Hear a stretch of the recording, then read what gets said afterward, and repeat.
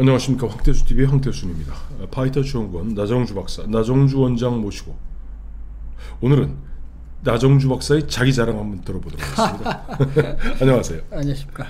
네. 왜 웃어요? 맞잖아요. 그러니까 이거 원래 나정주 박사 하면은 한국 경제와 한국 사회 현상을 도표로, 그림으로, 그 다음에 쉽게 설명해 주는 것이 장기인데 오늘은 쭉 그 자료를 보니까 주로 자기 자랑이야.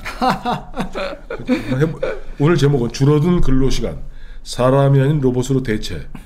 그러면 이렇게 대체하면은 사람은 뭐 먹고 살아? 그러니까 이제 저기 주 52시간을 하면은 그 줄어든 시간만큼 사람을 더 뽑는다고 그러지 않습니까? 네네. 그것도 그거를 그 문재인 씨. 네, 문재인 씨가 계속 마지막까지 거의 그런 주장을 계속을 한 것 같은데 거의 뭐 끝까지 이제 소득주도 성장이라든가 주 55 이런 걸 뭐 잘못된 건 아니다 라고 했지 않습니까? 네네. 근데 이게 이제 현상을 우리가 이제 과학적으로 좀 살펴봐야 되는데 이 과학적인 우리나라 데이터로 들어가 있어요. OECD 데이터로 분석을 해 보니까 아니 이게 사람을 늘린 게 아니고 그 시간을 줄이니까 그만큼 사람을 뽑는 게 아니고 기계로 딱 대체를 해버리는 겁니다. 그 업주 입장에서는 그게 더 싼가 보지? 그렇죠. 현실적으로 그럴 수밖에 없는 게. 근데 그게 이제 뒤에 보시면 알겠지만 이 단순 노동일 경우에 그렇고 비단순 노동은 로봇이 대체할 수 아직은 어렵죠. 그렇겠죠. 그래서 그거는 아닌데 단순한 일을 갖다가 딱 기계로 대체할 수밖에 없는 겁니다. 그래요. 예. 근데 그거를 조금만 생각하면 그 당시에는 우리가 잘 생각해보십시오. 뭐 약간 긴가민가 하고 막 그렇게 했는데 지나고 나서 또 데이터로 이렇게 분석을 해보니까 이게 당연한 현상인 거예요. 당연한. 그러면서 사람들은 점점 빈익빈 부익부의 현상이 더 심화될 수밖에 없겠네요. 그러니까 이른바 고등교육을 받고 집안이 좋아서 제대로 준비된 그런 청년들은 아까 말씀하신 로봇이나 AI가 대체할 수 없는 그런 고급 직종을 갖다가 계속해서 이제 이른바 점점점해서 돈을 더 벌게 되고 그렇게 교육을 못 받은 일반 가분개라고 그러죠. 조국 씨가 얘기했던 가자나 개구리나 붕어는 그나마 단순 근로도 못하고 그야말로 정부에서 주는 이른바 저 병아리 눈물 같은 국가 보조금 받으면서 거지 생활을 해야 되는, 노비 생활을 해야 되는. 그렇죠. 요새 이제 정권이 바뀌니까 기재부도 인정했지 않습니까? 야, 역시 대한민국 공무원들이 빨라. 딱 인정해버리네. 이번에도 보니까 저 추경도 지난번에도 뭐 돈 없다 그러다가 돈 있잖아. 알고 봤더니 그렇죠. 50몇 조 있잖아. 정권 바뀌를 기다린 거죠. 기다렸던 거야. 만약 이재명이 됐으면 이재명이 된 대로 그렇게 했을 거야. 그렇죠. 그래서 공무원은 어떻게 돼야 된다고? 훌륭하다고.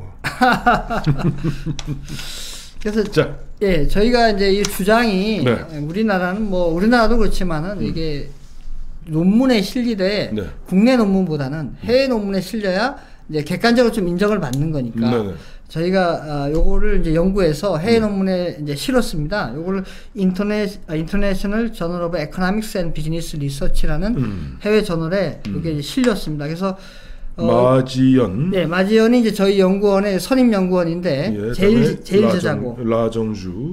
그래서 밑에 파이터치 인스티튜트 이렇게. 그래서 자랑하는 겁니다. 나왔고. 야, 멋있다. 여기 딱 앱스트랙트가 돼 있네. 압축돼 있네. This study uses a simple model to 모르겠다. empirically analyze how reductions in working hour influence automation in the labor market. 뭔 말인지 대충 알겠네. 알겠습니다. 그래서 여기 이제 언론 이제 기사에도 났습니다. 이제 줄어든 근로시간 로봇이 대체해서 OECD 25개 국가의 그러니까 자기는 이렇게 해야지. 28일 파이터치 연구원에 따르면 마지연 선임 연구원과 라정주 원장이 경제개발협력기구 즉 OECD 25개 국가의 2011년부터 2017년까지 데이터를 이용해 분석한 결과다. 그 다음에 이제 읽어보세요. 빨간 거. 읽어줘야지.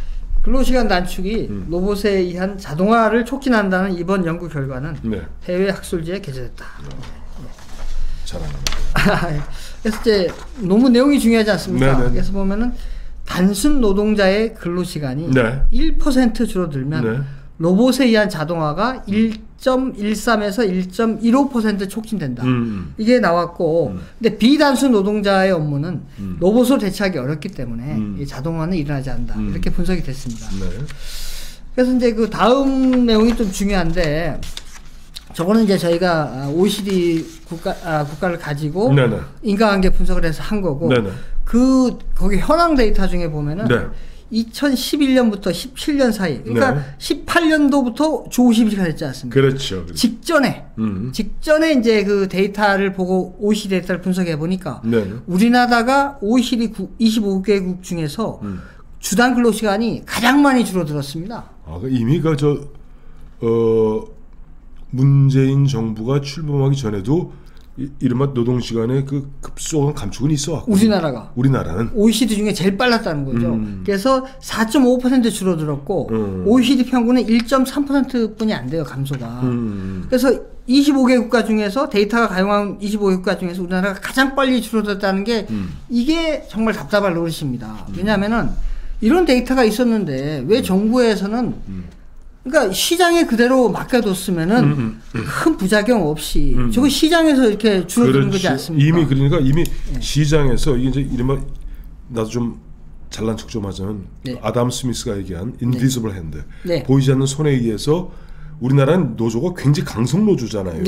민주노총, 한국노총, 강성 노조가 있고 또 이제 고용주와 층이 서로 매년 밀고 당기면서 노조의 욕은 뻔한 거 아니에요. 노동시간은 줄여주고 월급은 올려달라는 거고. 또 고용자 측에서는 일한 만큼 돈 주겠다는 거고 이거 아니겠어요? 이러면서 자연적으로 시장 안에서 보이지 않는 손해에서 자율 조정되고 있었는데 정부가 들어서 더 칼질을 해갖고 완전히 나라를 엉망진창으로 만들었다. 그렇죠. 부작용이 엄청 발생된 거죠. 그래서 아직도 중소기업들 좀 얘기하면 이거 좀 이 윤석열 정부에서 해결하려고 지금 엄청나게 호소를 하고 있어요. 그래서 제가 볼 때는 그러니까 이렇게 맞다. 우리는 52시간 근무제를 갖다 강제했지. 그리고 이거 안 하면 처벌하지 지금. 그렇습니다. 고용주를 처벌하지. 처벌하고 이제 벌금 또는 처벌입니다. 그러니까 이게 아주 간단합니다. 이걸 왜 이렇게 어렵게 생각하는지 잘 보십시오. 이게 뭐냐면 주당 8시간 해갖고 5일 하면 40시간이지 않습니까? 12시간을 이제 추가 근무를 하는 겁니다. 저 약간의 유도리, 즉 여유를 준 거죠. 그러니까 우리가 일하다 보면은 더 이제 야근할 게 있지 않습니까? 그렇죠. 그러면 야근 수당을 주냐 안 주냐를 사실 정부에서 감시해야 되는 겁니다. 그렇죠. 그러니까 돈도 안 주면서 시켜먹는 경우가 많지 않습니까? 그래요. 그래서 가장 심한 데가 어딘 줄 알죠? 어디? 기자들이에요, 기자. 기자들은 진짜 그거 심해. 기자들 뻗치기 시키거든. 그래서 저는 사용자하고 노동자가 상호 합의를 해서 내가 주 12시간 그러니까 추가 근무 12시간 말고 내가 사용자 입장에서 물량이 많으니까 일을 좀 더 해줘. 너 돈만 주세요. 돈 주세요. 그럼 내가 더 하게 해드릴게요. 이게 합의만 되면 하면 되는 거지. 이런 거죠. 나반장. 중국에서 이번에 굉장히 오더가 큰 게 들어왔어. 큰 게 들어왔어. 이거 뭐 주 52시간제 맞춰서 안 돼. 그냥 좀 밤을 새서라도 해줘. 그 대신 내가 알지? 주말에는 뭐 1.5배 주고 뭐 심야는 뭐 2배 주고 줄게. 돈 너 얼마든 줄게. 그렇죠.